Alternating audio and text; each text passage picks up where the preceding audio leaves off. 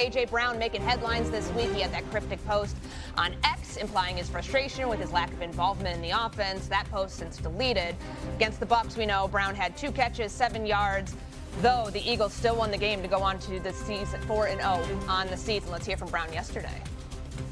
You know, I don't think it's a bad thing for wanting the ball. It's not just for targets or anything to put numbers up. But no, I see that that we're struggling, and I'm a guy that wants the ball in those times when we can't find a way. Give it to me. Like when the game's on the line, give the ball to me. I want that. I want that pressure. I put it on myself, you know, and I work hard for it. Fortunately, I did it to myself, you know. I won't even say unfortunately, I did it to myself. But this is my home, man. I love it here, you know. But you just see frustration because obviously, you know, we want to be great, and most definitely, I want to be great as well.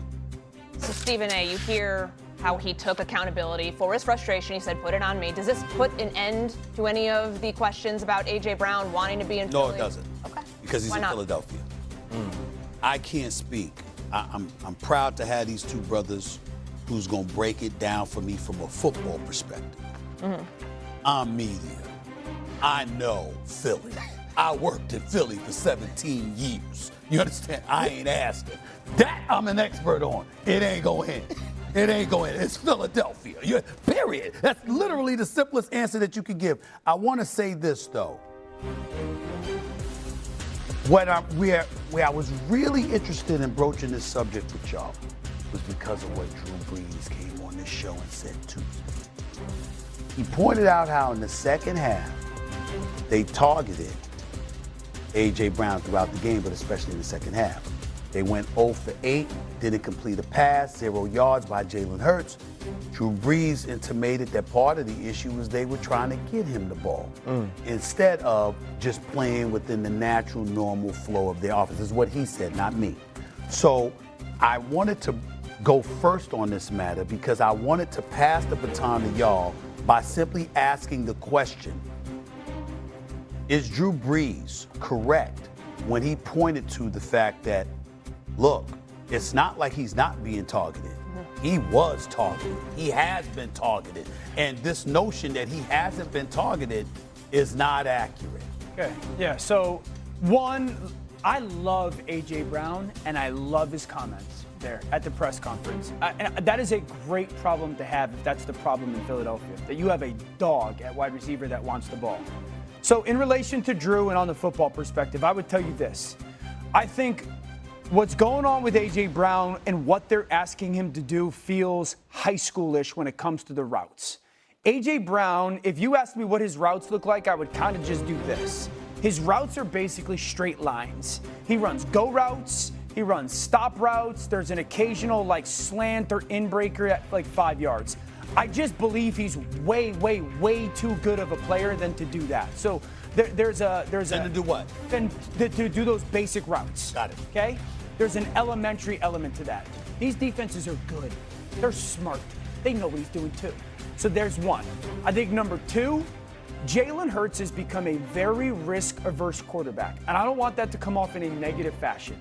He's just become a quarterback that's like, I'm not putting the ball at harm's way really ever. And so some of the throws that we watch to AJ, you would sit there and go, give AJ Brown a chance here. Like, give him that opportunity ball. And Jalen used to.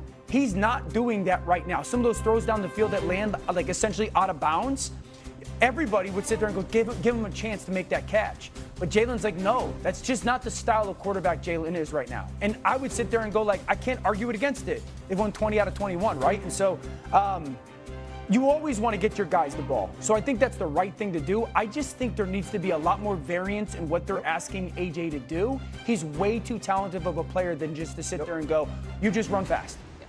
So to Stephen A's point, the math that you brought up with Drew Brees, it adds up here. He was targeted on 30% of his team targets this season. That's the sixth most in the NFL. So it's not like he's not being targeted. No. But RC, this makes me think about what happened last year. Remember the whole passing comment after the Washington game? What happens in that Steelers game? Jalen Hurts forcing the ball to A.J. Brown. They score on that first touchdown. That's where the whole my prerogative thing came from. Do they play it the same way against the Broncos this week? No. I'm going to answer some other questions first. Okay. He said if you're not welcomed, he's extremely welcomed. We mentioned that with the targets. I don't know if he's listened to. What he didn't do was quietly withdraw. right? What he did do was make a scene, right? And when you shrug your shoulders and you walk away, then you're being immature, right? That's the truth of it. Now, his press conference that we saw yesterday, that was maturity, right? That was accountability. That's who I believe A.J. Brown is. In other parts of his life, he's like me. He's a person with poor impulse control when I'm frustrated and disrespected. Like, I get it, right? Like, I'm the same dude that went to Washington in my last year and thought it was going to be a certain offer, and it wasn't, and on the plane tweeted about it. That was stupid, but that was me. That was how I felt, right? I'm the same person that if something happens to me while we're on air, I may not address it there. I may not address it on the commercial, but I'm probably going to call you at some point because I can't let it go. That's who A.J. Brown is. So when you ask me, is this the last time we hear from him, or is this thing put to bed? Absolutely not, because we are who we are. Now, the thing I've grown to do is I'm just tired of fighting. Maybe A.J. Brown gets tired of fighting. Maybe A.J. Brown just says, I want to go do the work. Maybe A.J. Brown says, it's okay if I don't contribute. I can't see that happening because that man is all boy dog. Yeah. So what's the answer? Kevin Patullo has to be better.